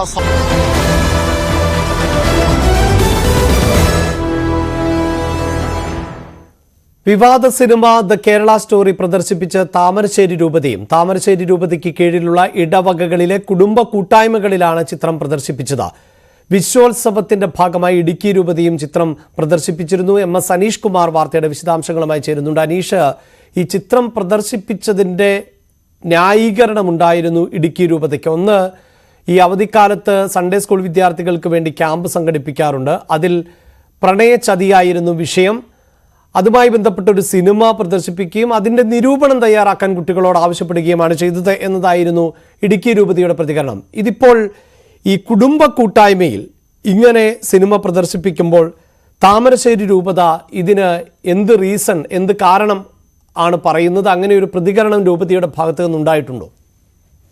രൂപതയുടെ ഔദ്യോഗികമായ പ്രതികരണം ഇനിയും വന്നിട്ടില്ല എങ്കിൽ പോലും സംസ്ഥാനത്തെ കത്തോലിക്ക വിശ്വാസികൾക്കിടയിൽ വ്യാപകമായി ഈ സിനിമയുമായി ബന്ധപ്പെട്ട പ്രചാരണ പരിപാടികൾ ഔദ്യോഗിക തലത്തിൽ തന്നെ നടക്കുന്നു എന്ന സൂചനകൾ തന്നെയാണ് ഇപ്പോൾ ലഭിക്കുന്നത്. കാരണം താമരശ്ശേരി രൂപതയിൽ KCYM-ന്റെ നേതൃത്വത്തിലാണ് ഇപ്പോൾ ഈ കൂടുതൽ ആളുകളിലേക്ക് ആ സിനിമ എത്തിക്കുന്നതിനുള്ള ശ്രമങ്ങൾ നടക്കുന്നത് എന്ന വിവരങ്ങളാണ് ലഭിക്കുന്നത്. ഇടുക്കിയിൽ ഈ സിനിമ പ്രദർശിപ്പിച്ചതിന് പൂർണ്ണമായി പിന്തുണ നൽകിക്കൊണ്ടുള്ള പോസ്റ്റുകളും മറ്റുമൊക്കെ സമൂഹ മാധ്യമങ്ങളിൽ എത്തിയിരുന്നു. ഒപ്പം ഈ വാട്സാപ്പ് ഗ്രൂപ്പുകളിൽ ഇതുമായി ബന്ധപ്പെട്ട ഇടുക്കി രൂപതയ്ക്ക് അഭിനന്ദനം എന്ന രീതിയിൽ ചൂണ്ടിക്കാട്ടുന്ന പോസ്റ്ററുകൾ പ്രചരിപ്പിച്ചിരുന്നു. ഇതിന് പിന്നാലെ ഈ സിനിമയുടെ ലിങ്കുകൾ പരമാവധി കുടുംബ കൂട്ടായ്മകളിൽ, സഭയുമായി ബന്ധപ്പെട്ട കുടുംബ കൂട്ടായ്മകളിലേക്ക് എത്തിക്കുന്നതിനുള്ള നീക്കങ്ങളും ഉണ്ടായിരുന്നു. ഇന്നലെയും മിനിഞ്ഞാന്നുമൊക്കെ ഇത്തരത്തിൽ പരമാവധി എല്ലാ കൂട്ടായ്മകളിലും വ്യക്തികൾക്കുമൊക്കെ ഈ ലിങ്കുകൾ അയച്ച് പരമാവധി ഇടങ്ങളിൽ ഇത് കാണണമെന്ന നിർദ്ദേശം നൽകിയിട്ടുണ്ട് എന്നാണ് മനസ്സിലാക്കാൻ കഴിയുന്നത്. ഒപ്പം ഇടവക കൂട്ടായ്മകൾ വിളിച്ചു ചേർത്ത് ഈ സിനിമ പ്രദർശിപ്പിക്കണമെന്ന നിർദ്ദേശവും അത്തരമൊരു നീക്കവും നടക്കുന്നു എന്നാണ് മനസ്സിലാക്കാൻ കഴിയുന്നത്. കാരണം ഈ ചിത്രം കണ്ട് ഇതിലെ സന്ദേശം കൃത്യമായി ഈ സഭാവിശ്വാസികൾ ഉൾക്കൊള്ളണമെന്ന ഒരു നിർദ്ദേശമാണ് മുകൾ തട്ടിൽ നിന്നും വന്നിരിക്കുന്നതാണ് മനസ്സിലാക്കാൻ കഴിഞ്ഞ. എന്തായാലും തെരഞ്ഞെടുപ്പ് അടുത്തു നിൽക്കുന്ന സാഹചര്യത്തിൽ ഒരു കൗതുകമുള്ള രാഷ്ട്രീയ സംഭവവാസമായി വേണം ഇതിനെ വിശേഷിപ്പിക്കാൻ എന്ന് നമുക്ക് മനസ്സിലാക്കാൻ കഴിയും. കാരണം കേരളത്തിലെ ഈ പ്രതിപക്ഷവും ഭരണപക്ഷവും എല്ലാം ഒന്നടങ്കം എതിർത്തുകൊണ്ടിരിക്കുന്ന ഒരു സിനിമയാണ്.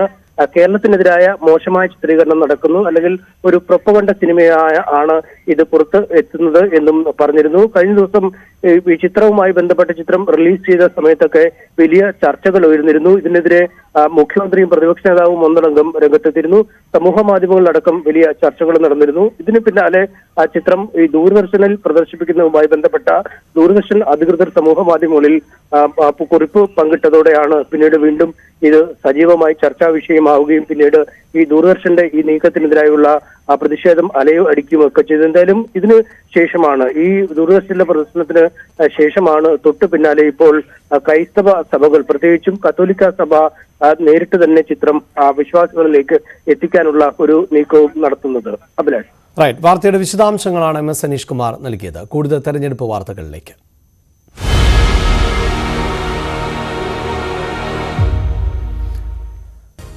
Political Grand Finale, co-presented by Berger Paints, 100 years of trust, powered by ICL FinCorp.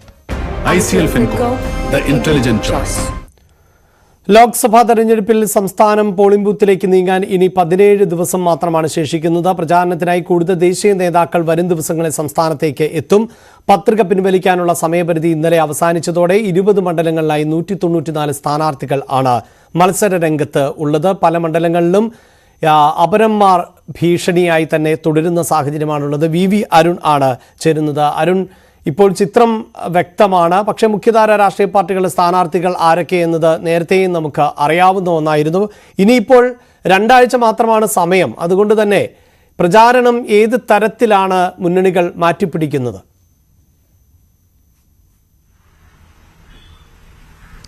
ഓരോ ദിവസവും ഓരോ വിഷയങ്ങൾ ഉയർന്നു വരുന്നു. അത് തന്നെയാണ് മുന്നണികളെ ബാധിക്കുന്നതും അവരൊരു രക്ഷ അനുഗ്രഹമായി കാണുന്നു. ചിലതൊക്കെ വീണ് കിട്ടുന്ന വിഷയങ്ങളാണ്, ചിലതൊക്കെ സൃഷ്ടിക്കപ്പെടുന്ന വിവാദങ്ങളാണ്. ഓരോ ദിവസവും ഓരോ കാരണങ്ങൾ. CPM ഏറ്റവും ഒടുവിൽ പ്രതിരോധത്തിലാക്കിയത് പാനൂരിലെ ബോംബ് നിർമ്മാണവും ആ സ്ഫോടനവും ഒക്കെയാണ്. അതിൽ നിന്ന് ഇതുവരെയും CPM കരകയറിയിട്ടില്ല.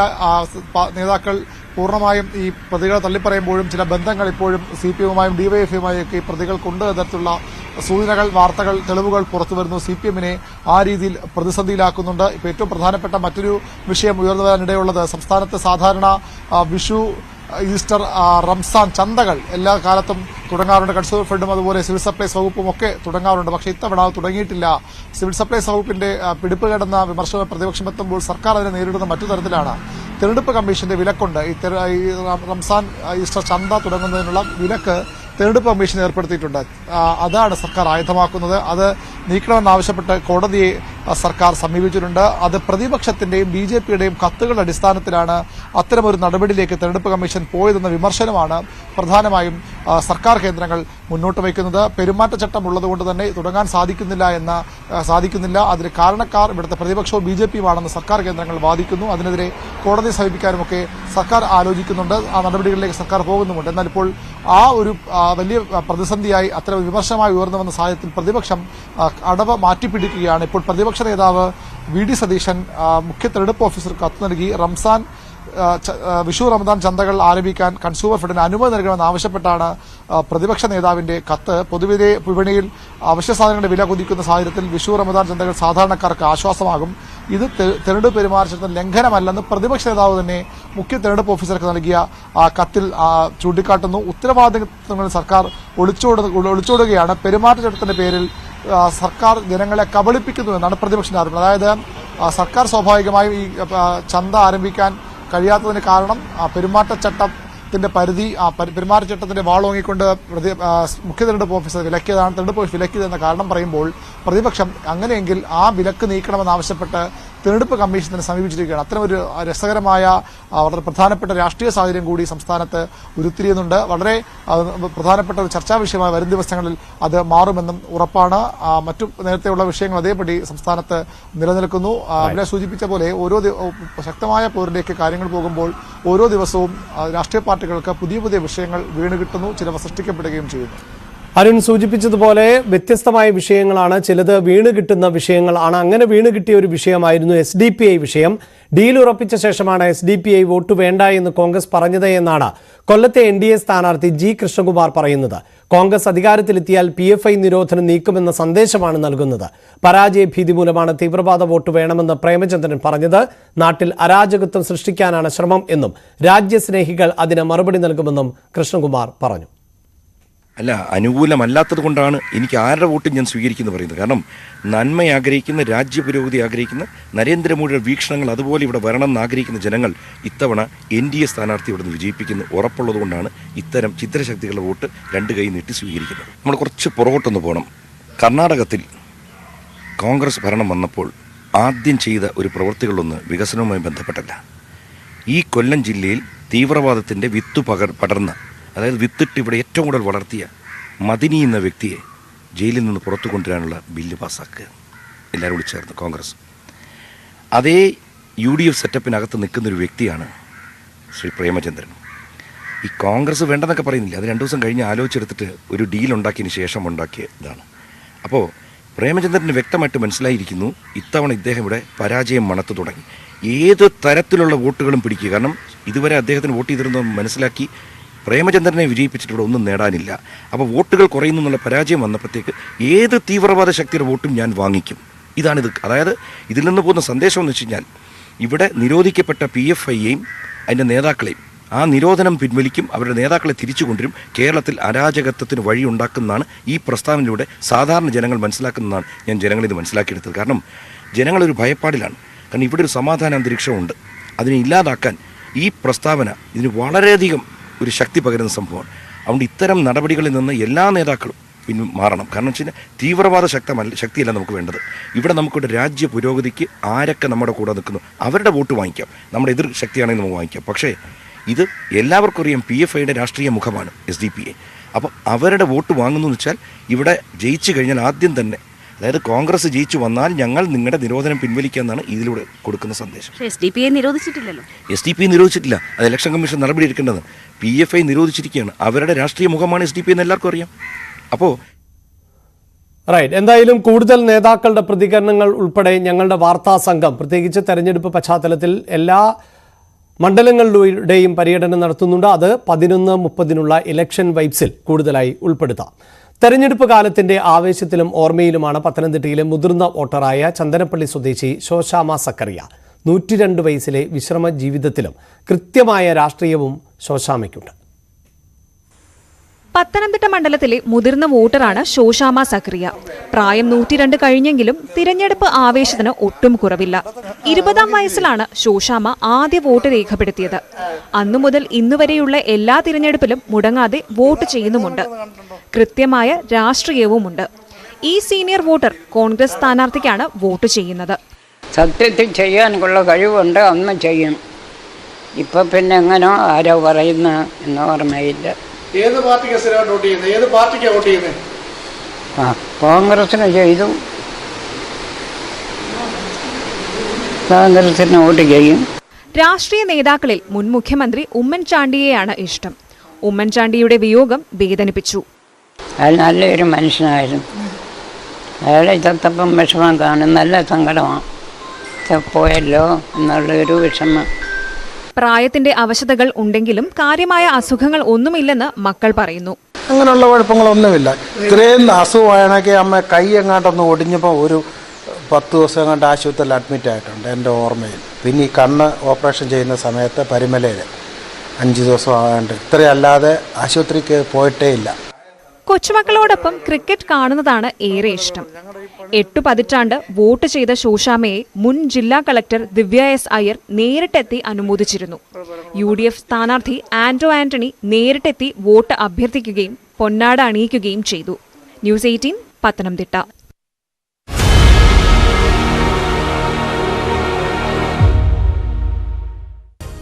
Political Grand Finale, co-presented by Berger Paints, 100 years of trust, powered by ICL FinCorp. ICL FinCorp, the intelligent choice.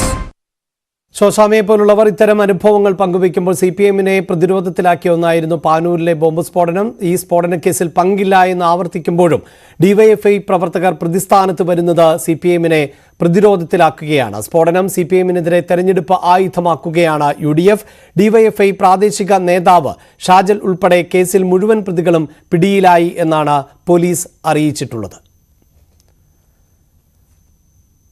പാനൂസ് bomb സ്ഫോടനത്തിൽ CPIM ഓഫീസുകൾ റെയ്ഡ് ചെയ്യണമെന്നാവശ്യപ്പെട്ട് വടകര ലോക്സഭാ മണ്ഡലത്തിൽ RMPയും UDFും പ്രതിഷേധം നടത്തിയിരുന്നു. തദ്ദേശ സ്ഥാപന പരിധികളിൽ നടന്ന പ്രതിഷേധങ്ങളിൽ UDF നേതാക്കൾ പങ്കെടുത്തു. വടകരയിൽ നടന്ന പ്രതിഷേധം RMP സംസ്ഥാന സെക്രട്ടറി N വേണുവായിരുന്നു ഉദ്ഘാടനം ചെയ്തത്.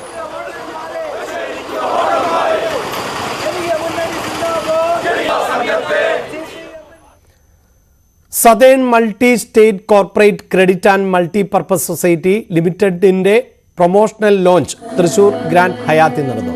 പ്രവർത്തന വിപുലീകരണത്തിന്റെ ഭാഗമായിട്ടാണ് ലോഞ്ച് നടന്നത്. കേന്ദ്ര സഹകരണ മന്ത്രാലയത്തിന് കീഴിലാണ് സ്ഥാപനം പ്രവർത്തിക്കുന്നത്.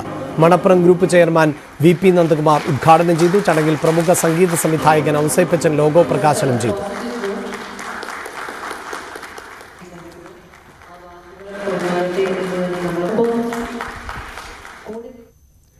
കായിക പ്രേമികളോട് പറയാനുള്ളത് ഇന്ന് ISL-ൽ 2 മത്സരങ്ങളാണുള്ളത്. ഗോവ ജംഷഡ്പൂരിനെയും ചെന്നൈയിൻ FC നോർത്ത് ഈസ്റ്റ് യുണൈറ്റഡിനെയുമാണ് ഇന്ന് നേരിടുന്നത്.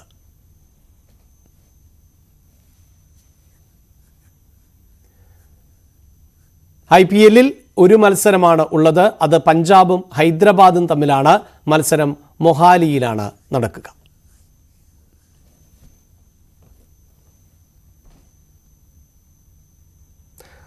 വാർത്താരംഭം അവസാനിക്കുമ്പോഴും പ്രേക്ഷകരെ ഓർമ്മപ്പെടുത്താനുള്ളത് കള്ളക്കടൽ എന്ന പ്രതിഭാസവുമായി ബന്ധപ്പെട്ട് മുന്നറിയിപ്പ് നൽകിയിട്ടുണ്ട്. അതുകൊണ്ട് തന്നെ കടൽ പ്രദേശങ്ങളിലേക്ക് സഞ്ചാരത്തിനും മറ്റുമൊക്കെ പോകുന്നവർ കൂടുതൽ കരുതൽ പുലർത്തുക. പ്രത്യേകിച്ച് അവധിക്കാലമാണ്, വിനോദത്തിനുള്ള സമയമാണ്. എന്നാൽ അത്തരം വിനോദങ്ങൾക്കൊന്നും സമയം ലഭിക്കാത്ത ഒരു കൊച്ചു കൂട്ടുകാരിയുണ്ട് കൊല്ലത്തെ തട്ടുകടയിൽ ജോലിയും പഠനവും ഒരുപോലെ മുന്നോട്ട് കൊണ്ടുപോവുകയാണ് ഈ 16-കാരിയായ പ്രിയദർശിനി. അമ്മയെ സഹായിക്കുന്നതിനോടൊപ്പം പഠന ഭാഗങ്ങളും മനഃപ്പാടമാക്കുകയാണ് ഈ മിടുക്കി. ഡോക്ടർ ആകണമെന്നാണ് ആഗ്രഹം. പക്ഷേ ആകെയുള്ള കിടപ്പാടം ഇപ്പോൾ ജപ്തിയിലാണ് എന്ന ഭീഷണിയുമുണ്ട്. ഈ റിപ്പോർട്ടോടെ വാർത്താരംഭം അവസാനിക്കുന്നു. നമസ്കാരം. തട്ടുകടയിൽ ജോലിയും പഠനവും ഒരുപോലെ മുന്നോട്ട് കൊണ്ടുപോവുകയാണ് +1 വിദ്യാർത്ഥിനി പ്രിയദർശിനി. അമ്മ ശ്രീലേഖ 1.5 വർഷം മുൻപാണ് കൊല്ലം കടവൂർ ബൈപ്പാസിൽ തട്ടുകട തുടങ്ങിയത്. സ്കൂൾ കഴിഞ്ഞാൽ അനിയനും പ്രിയദർശിനിയും നേരെ കടയിലേക്ക് പോകും. ഒഴിവു സമയത്താണ് പിന്നെ ബാക്കി പഠനം. ബൈപ്പാസിൽ പണി നടക്കുന്ന കാരണം കച്ചവടം ഇപ്പോൾ മോശമാണ്. ഇതിനിടയിൽ അമ്മയുടെ ലോട്ടറി കച്ചവടമാണ് ഒരാശ്വാസം. വീട് പണിക്കെടുത്തിരുന്ന ലോൺ മുടങ്ങിയതിനാൽ ആകെയുണ്ടായിരുന്ന കിടപ്പാടവും ജപ്തി ഭീഷണിയിലാണ്. കഴിഞ്ഞ മാസം 26-നായിരുന്നു കേസ്. 6.5 ലക്ഷമില്ലാതെ ആ വീടിനെ തിരിച്ചുപിടിക്കാനും കഴിയില്ല. അച്ഛൻ ഉപേക്ഷിച്ചു പോയ ഇവർ വാടക വീട്ടിലാണ് ഇപ്പോൾ താമസം. ഇനി എങ്ങനെ ജീവിക്കുമെന്ന ആശങ്കയിലാണ് ഈ കുടുംബം. പഠനത്തോടൊപ്പമുള്ള ജോലി ഒരിക്കലും പ്രയാസമായി തോന്നിയിട്ടില്ല. പഠിച്ച് ഡോക്ടർ ആകാനാണ് പ്രിയദർശിനിയുടെ ആഗ്രഹം. കലാരംഗത്തും പഠനത്തിലും കഴിവ് തെളിയിച്ചിട്ടുണ്ട്. സംസ്ഥാന സ്കൂൾ കലോത്സവത്തിൽ പങ്കെടുക്കാൻ ആഗ്രഹിച്ചെങ്കിലും സാമ്പത്തികാവസ്ഥ തളർത്തിക്കളഞ്ഞു. എല്ലാ ദുരിതങ്ങളും മാറുമെന്ന പ്രതീക്ഷയിലാണ് ഈ കൊച്ചുമിടുക്കി. സുമനസുകളുടെ സഹായം ആവശ്യമാണിവർക്ക്. ന്യൂസ് 18 കൊല്ലം.